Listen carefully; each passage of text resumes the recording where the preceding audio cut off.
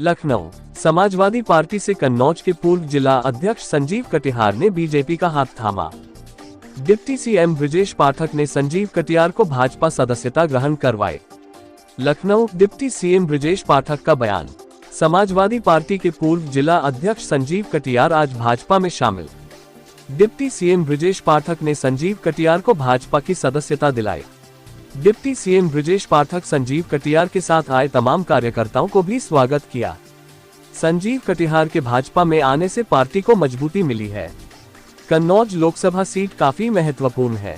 कन्नौज में समाजवादी पार्टी की जमीन खिसक चुकी है। कल लोकसभा चुनाव का पहला चरण का 8 सीटों पर मतदान है। 8 सीटें भारतीय जनता पार्टी जीतने जा रही है। और लगातार आप देख रहे हैं कि भारतीय जनता पार्टी का परिवार लगातार बढ़ रहा है। सभी दलों में काम करने वाले वरिष्ठ नेता, कार्यकर्ता, सामाजिक संगठनों में काम करने वाले सभी जन माननीय मोदी जी के विकसित भारत को संकल्प को पूरा करने के लिए भारतीय जनता पार्टी परिवार में शामिल हो रहे हैं। मैं बहुत बहुत धन्यवाद ज्ञापित करता हूं, शुभकामनाएं देता हूं। कन्नौज में समाजवादी पार्टी की जमीन खिसक चुकी है। प्रचंड बहुमत के साथ भारतीय जनता पार्टी सुब्रत पाठक फिर प्रचंड बहुमत के साथ जीतने जा रहे हैं। कल पहले चरण का चुनाव है, क्या तैयारी 8 सीटों? देखिए, पहले चरण के चुनाव में भारतीय जनता पार्टी 8 सीटों पर प्रचंड बहुमत के साथ जीत रही है। मैं स्वयं सभी सीटों पर गया हूं। विपक्षी गठबंधन आज तक कोई रैली संयुक्त रूप से नहीं कर पाया है। जनता इन्हें बुरी तरह नकार दिया है। इनके पास कोई नीति और एजेंडा नहीं है। पश्चिमी उत्तर प्रदेश में समाजवादी पार्टी के दंगों को अभी कोई भूला नहीं है। मुजफ्फरनगर में जिस ढंग से, कराना में जिस ढंग से पलायन हुआ था, लोग भूले नहीं है। लोग भारतीय जनता पार्टी को दिल खोल करके, जाति धर्म संप्रदाय से ऊपर उठ करके अपना आशीर्वाद दे रहे हैं। यूपी के डिप्टी सीएम खुद गाड़ी चलाकर पहुंचे फिरोजाबाद, वीडियो वायरल।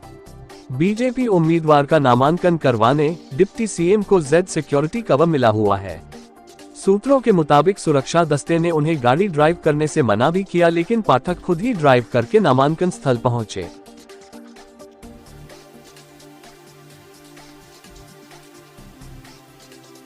एटा। सूचना पर पहुंची पुलिस पर छत से किया पथराव। युवक के उत्पात मचाने की सूचना पर पहुंची थी पुलिस पर छत से किया गया पथराव। भागे पुलिसकर्मी। पुलिस ने जैसे तैसे शराबी युवक को पकड़कर भेजा जेल।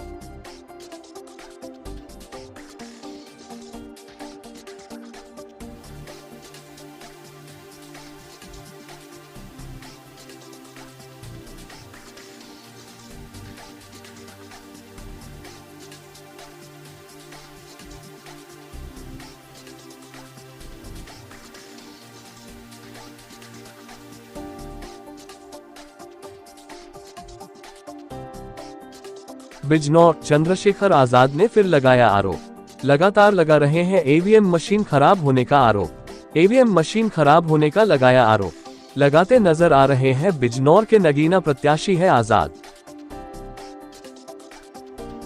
प्रयागराज के 12 व कौंधियारा थाना क्षेत्र के डांडो व बधोलवा गांवों में खेत में लगी आग।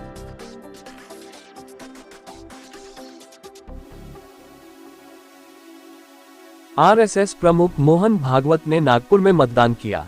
उन्होंने देश के नागरिकों से अपील भी की मतदान अवश्य करें। मतदान अपना कर्तव्य है और अधिकार भी है।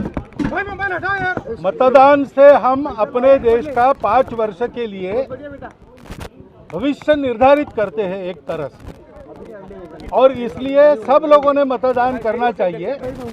देश के हित को ध्यान में रखकर अपना विचार स्वयं करके मतदान करना चाहिए।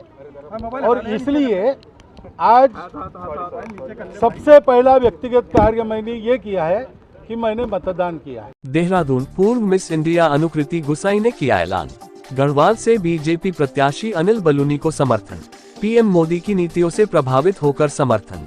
अनुकृति गुसाई हरक सिंह रावत की पुत्रवधू हैं। पौड़ी की जनता से बलूनी को वोट देने की अपील। जय माता दी, जय श्री राम। आप सभी को रामनवमी की हार्दिक शुभकामनाएं। आज का दिन बेहद ऊर्जावान है। प्रभु श्री राम का जन्म दिवस और मां भगवती के आशीर्वाद का दिन है, और मुझे लगता है कि इसी ऊर्जा की आज आवश्यकता है भारतवर्ष को आगे ले जाने की, उत्तराखंड को एक विकसित राज्य बनाने की। और क्योंकि आज हम सबके पास मौका है एक ऐसे प्रधानमंत्री को चुनने का जो भारतवर्ष को एक नई दिशा और दशा दे पाए, एक ऐसे प्रधानमंत्री को चुनने का जिनके हाथों में हमारा देश सुरक्षित हो। मैंने हमेशा उत्तराखंड के लिए एक विकसित उत्तराखंड का सपना देखा है और मुझे विश्वास है कि यह सपना सिर्फ नरेंद्र मोदी जी के नेतृत्व में पूरा हो सकता है, क्योंकि जिस तरीके से उन्होंने इस दशक को उत्तराखंड का दशक बताया है, वोकल फॉर लोकल का नारा दिया है, जिसको लेकर मैं खुद भी लगातार काम कर रही हूं। और आज का दिन जब 500 सालों के बाद प्रभु राम अपने घर में अपना जन्मदिन मनाएंगे, मैं सोचती हूं कि यह हम सब भारतवासियों की आस्था की जीत है। हम सब की आस्थाओं की कद्र करने के लिए मैं नरेंद्र मोदी जी का बहुत धन्यवाद करती हूं। और आज उन्हीं के नेतृत्व में, मोदी जी के नेतृत्व में, उत्तराखंड प्रदेश के यशस्वी मुख्यमंत्री, युवा मुख्यमंत्री श्री पुष्कर सिंह धामी जी, जो समान नागरिक संहिता उत्तराखंड के अंदर लाए और पूरे देश के अंदर देवभूमि की एक मिसाल कायम की। हमारे प्रदेश के बहुत ऊर्जावान, बहुत कर्मठ प्रदेश अध्यक्ष आदरणीय महेंद्र भट्ट जी, जिनके सानिध्य में आज उत्तराखंड प्रगतिशील है।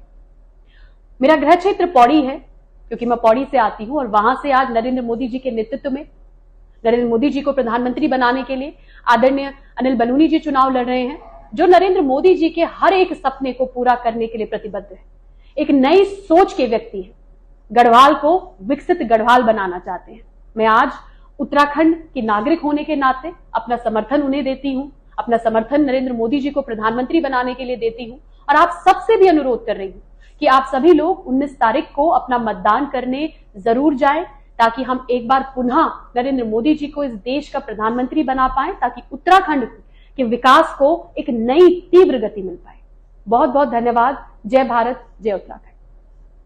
प्रधानमंत्री चंद्रशेखर की 98वीं जयंती मनाई जा रही है। प्रधानमंत्री चंद्रशेखर की 98वीं जयंती मनाई जा रही है। चंद्रशेखर जी स्मारक ट्रस्ट के तत्वाधान में राजधानी लखनऊ के दारुल सिफा स्थित चंद्रशेखर चबूतरा पर जयंती समारोह का आयोजन किया गया, जिसमें चंद्रशेखर के अनुयायियों ने पुष्पांजलि अर्पित कर उनके बताए रास्ते पर चलने का संकल्प लिया। इस दौरान सैकड़ों की संख्या में चंद्रशेखर के अनुयायी मौजूद रहे। इस मौके पर विधान परिषद सदस्य यशवंत सिंह ने कहा कि जब जब लोकतंत्र पर हमला हुआ है, तब तब चंद्रशेखर जी की विचारधारा ही लड़ने में संबल प्रदान की है। यह देश के ऐसे नेता रहे हैं जिनको इस देश की मिट्टी से और इस देश से प्रेम था। इन्होंने अपने पूरे जीवन में जो संदेश दिया है वह सदियों सदियों तक याद किया जाएगा। इस देश में लोकतंत्र पर जब खतरा आया था, तानाशाही चरम पर थी, तो वह जेल में जाना पसंद किए थे, लेकिन सत्ता में रहना पसंद नहीं किए। जब जब इस देश में लोकतंत्र पर हमला होगा, देश पर संकट आएगा, हमारी मिट्टी से कोई दुराव करेगा, तो इस देश की युवा पीढ़ी चंद्रशेखर के जीवन से प्रेरणा लेकर उन सारी शक्तियों को नष्ट नाबूद कर देंगी जो इस देश भक्ति से, इस मिट्टी से और इस लोकतंत्र के ऊपर कोई हमला करेगा, उसको समाप्त करने में लगातार प्रेरणा देती रहेंगी।